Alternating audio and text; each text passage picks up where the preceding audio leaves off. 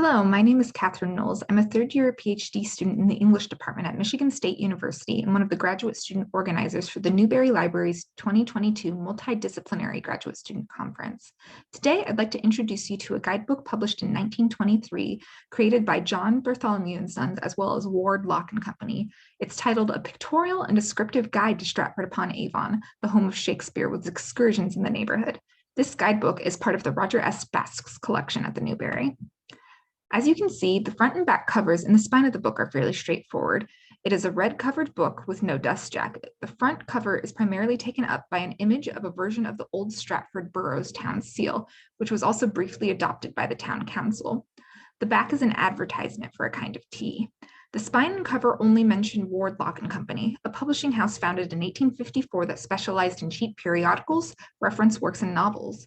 John Bartholomew and Son was both a publishing house and map-making company, and their work will become more evident as we flip through the book. Before we delve into the content, I want to share the many pages that make up the front and back matter of the guidebook. There are pages and pages of advertisements for everything from hotels, banks and restaurants in Stratford, to other tour opportunities, means of transportation, and even things like Vaseline and soap.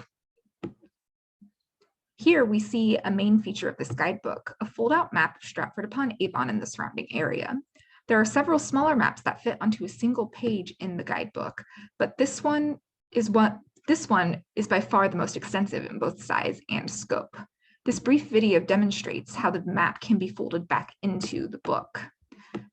As the table of contents indicates, the book is made up of not just the narrative of how to explore Stratford-upon-Avon and the surrounding area, but a series of illustrations and a variety of other maps and plans. The quote across from the contents reads, "He that would bring home the wealth of the Indies must carry the wealth of the Indies with him. So it is in traveling, a man must carry knowledge with him if he would bring home knowledge." Although there is no attribution listed here, the quote is known to be from Samuel Johnson, although the first part is a Spanish proverb. As this page on the left-hand side indicates, this is one of only many of Ward, Lock and Company's illustrated guides. Their series of travel books covered a vast expanse of the United Kingdom. On the first page of narrative, the writers choose to face head-on one of the most common conundrums Stratford experienced on its rise to becoming an iconic site of literary heritage tourism. Shakespeare did not actually ever write his plays in Stratford. However, this guidebook seems to intend to help the reader see the inspirations for the plays throughout Stratford's hometown, as indicated by this first paragraph. This page on the right-hand side here demonstrates some of the smaller maps found throughout this guidebook, providing a zoomed-in view of the particular area being discussed rather than the larger view of the area in that first fold-out map.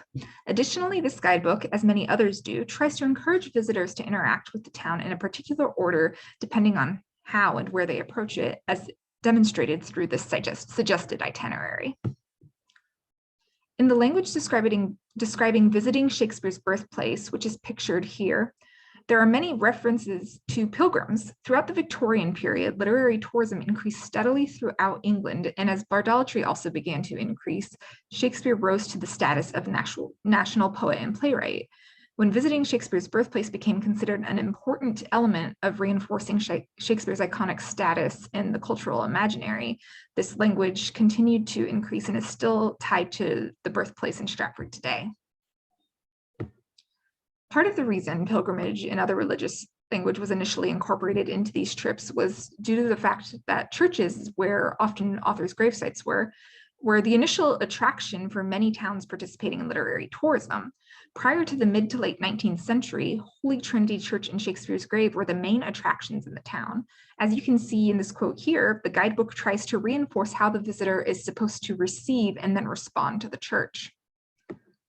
Finally, I wanted to share one of the more functional aspects of the guidebook. Below the section header for Anne Hathaway's cottage, the early home of Shakespeare's wife, the hours of operation, season, and price of entry are listed. Once again, we also see reference to pilgrims, and similarly to the church, it informs the reader that they are going to experience something great. Quote, "It is one of the most precious heritages of English-speaking people." When put that way, it seems well worth the shilling. In case you'd ever like to explore the guidebook further, and perhaps in person one day, here's the catalog entry with more information. I hope you enjoyed this exploration of one of the many guidebooks for Stratford-upon-Avon that have been published since the mid-1800s, and I hope you guys have a great time at the conference.